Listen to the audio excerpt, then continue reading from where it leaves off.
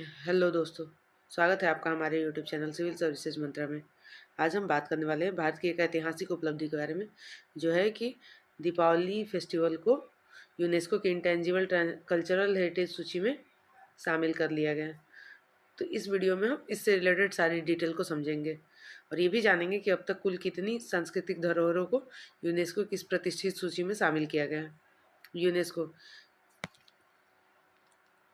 UNESCO यानी united nation educational scientific and cultural organization, यह दुनिया की सांस्कृतिक, वैज्ञानिक और शैक्षणिक धरोहरों को संरक्षित रखने का काम करती है। यूनेस्को की दो मुख्य सूचियाँ होती हैं। पहला तो है वर्ल्ड हेरिटेज साइट, जिसमें इमारतें, स्मारक और प्राकृतिक स्थल आते हैं। दूसरा है इंटेंजिबल कल्चरल हेरिटेज, जिसमें दीपावली को सेलेक्ट किया गया है। इंटेंजिबल कल्चरल हेरिटेज में आते हैं त्यौहार, कला, परंपराएं, लोक रीति रिवाज, और दीपावली इसी दूसरी सूची में शामिल किया गया है। अब समझते हैं कि कल्चरल हेरिटेज लिस्ट होता क्या है।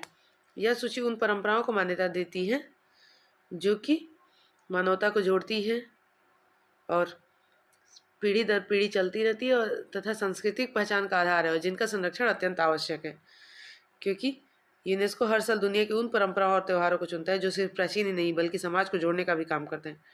इसलिए इसे इंटेंजिबल कल्चरल हेरिटेज यानी अमूर्त सांस्कृतिक विरासत कहा जाता है। अब समझते हैं कि दीपावली को ही क्यों चुना गया। यूनेस्को ने दीपावली फेस्टिवल को चुनने का 5 कारण बताया है। एक तो ये है कि दीपावली फेस्टिवल विश्वव्यापी संदेश देता है कि यह अच्छाई पर बुराई की विजय का प्रतीक है। दूसरा ये सामुदायिक एकता और सामाजिक सौहार्द लाता है, मतलब परिवारों और समुदाय को साथ लाने का काम करता है। और तीसरा ये है कि प्रकाश, आशा और सकारात्मकता का संदेश देता है ये फेस्टिवल। और चौथा है कि दुनिया के कई अलग अलग देशों में अलग अलग रूपों में ये फेस्टिवल मनाया जाता है। और पांचवा ये है कि यह परंपरा पीढ़ियों से चली आ रही है, यानी जीवित संस्कृति है।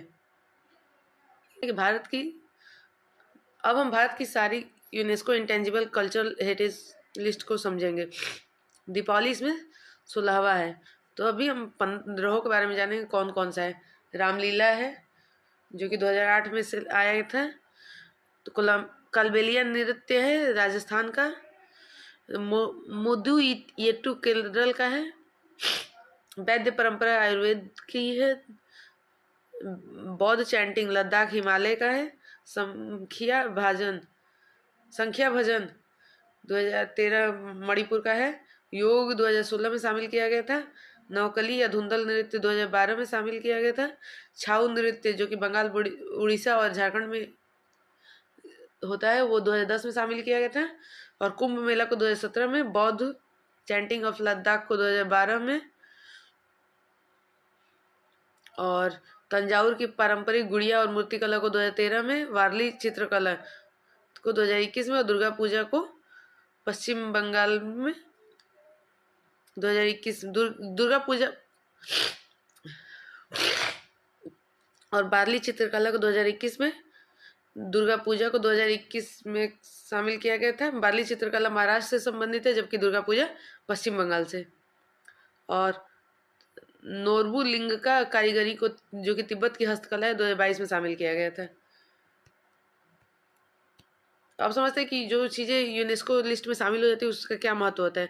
उसे अंतर्राष्ट्रीय पहचान मिल जाती है, उसकी परंपराओं का दस्तावेजी, मतलब जो भी परंपरा होती है उसका दस्तावेजों का संरक्षण किया जाता है, कारीगरों और कलाकारों को समर्थन दिया जाता है, सांस्कृतिक पर्यटन को बढ़ावा मिलता है तथा विश्व स्तर पर भारत की प्रतिष्ठा बढ़ता है। अब समझते हैं कि यह भारत के लिए इसका क्या महत्व हो सकता है, क्योंकि यह भारत के लिए सांस्कृतिक गौरव का बड़ा प्रतीक है। दीपावली अब योग, कुंभ मेला और दुर्गा पूजा जैसे अन्य भारतीय तत्वों की तरह विश्व स्तर पर मान्यता प्राप्त परंपरा बन गई है। इससे हमारी संस्कृति की वैश्विक पहचान और भी मजबूत हुई है। दीपावली का यूनेस्को सूची में शामिल होना यह साबित करता है कि भारत की संस्कृति सिर्फ भारत की ही नहीं बल्कि मानवता की साझा धरोहर बन गई है। और इन 16 धरोहरों में से एक बात स्पष्ट है कि भारत सांस्कृतिक विविधता, कला, परंपरा और आध्यात्मिक मूल्यों का विश्व का सबसे समृद्ध देश है। धन्यवाद। अगर आपको ये वीडियो अच्छी लगी हो तो वीडियो को लाइक करें, शेयर करें और चैनल को सब्सक्राइब करें। डिस्क्रिप्शन में फेसबुक पेज, इंस्टाग्राम पेज और टेलीग्राम चैनल का लिंक दे दिया है, आप उस पर विजिट कर सकते हैं। धन्यवाद।